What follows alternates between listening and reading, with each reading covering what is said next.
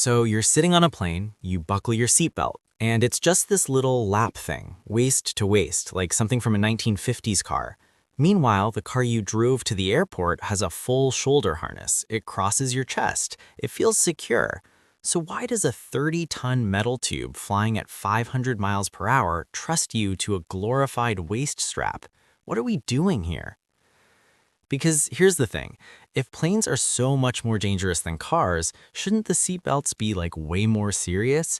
You'd think they'd strap you in like a fighter pilot, but no, they give you the same belt my grandma had in her Buick. And honestly, it feels insane when you think about it, like someone forgot to upgrade. But that's the entire problem. We're thinking about this wrong because airplane seatbelts aren't trying to do what car seatbelts do at all. They're solving a completely different problem, and once you see what that problem actually is, the whole thing makes sense. So let's follow what actually happens to your body on a plane. Most of the time, you're just sitting there. The plane is stable. You're bored, you're watching a movie. Then the plane hits turbulence, and suddenly the entire aircraft drops. Not a lot, maybe a few feet, but it drops fast. And your body? Your body wants to keep going up. You're weightless for a second. If you're not strapped in, you lift off the seat, you hit the ceiling, you crash into the person next to you, you become a projectile. That's the actual danger, vertical movement, not forward. Cars are the opposite. In a car, the danger is always forward. You're cruising along, then bam, you hit something, or something hits you. The car stops, you don't. Your body keeps flying forward at whatever speed you were going. That's why you need a shoulder belt. It catches your chest, it stops your head from smashing into the steering wheel or the windshield. The whole system is designed around sudden forward deceleration. Planes don't work like that. Because here's the weird part. If a plane crashes at cruising speed, the seatbelt type doesn't matter, like at all. A head-on impact at 500 miles per hour is not survivable. It doesn't matter if you've got a lap belt, a shoulder belt, or a full 5-point harness. The forces are just too extreme. So airplane safety doesn't focus on surviving the crash, it focuses on not crashing in the first place. The seatbelt is just there for the other stuff, the survivable stuff. Turbulence, hard landings, sudden stops on the runway, things where you're not supposed to die, but you might get hurt if you're not strapped down.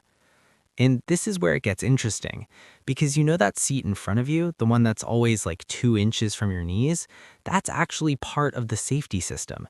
Airplane seats are packed close together and they're padded on purpose. If something happens and you lurch forward, you hit that seat. It's called compartmentalization.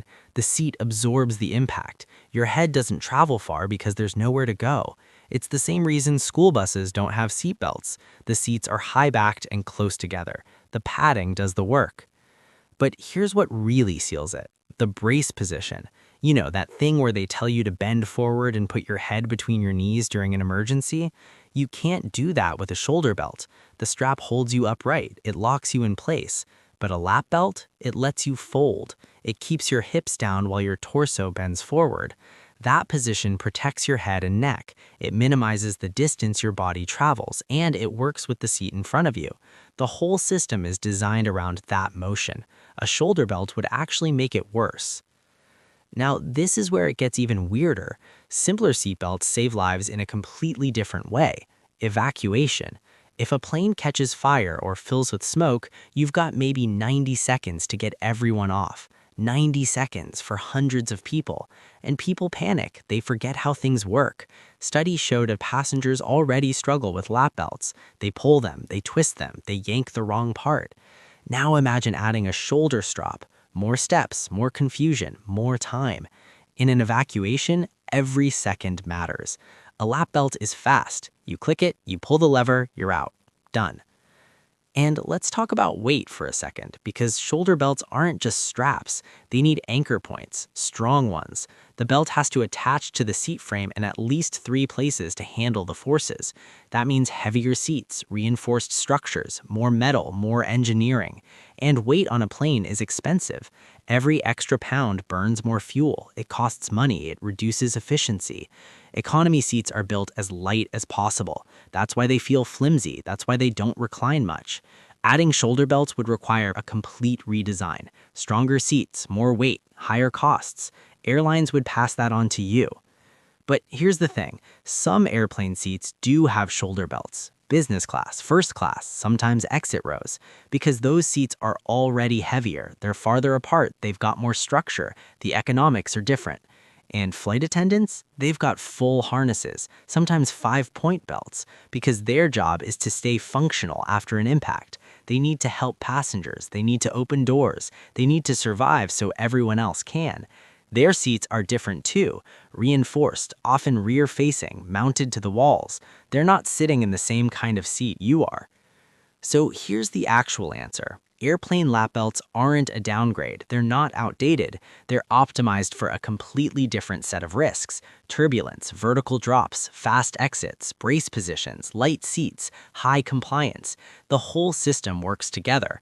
It's not about surviving a catastrophic crash. It's about keeping you in your seat when the plane bounces. It's about getting you out fast if something goes wrong. It's about making sure you actually wear it because it's simple. Car seatbelts solve car problems. Airplane seatbelts solve airplane problems. Different environment, different physics, different solution. And honestly, that little lap belt is doing exactly what it's supposed to do, even if it doesn't feel like it.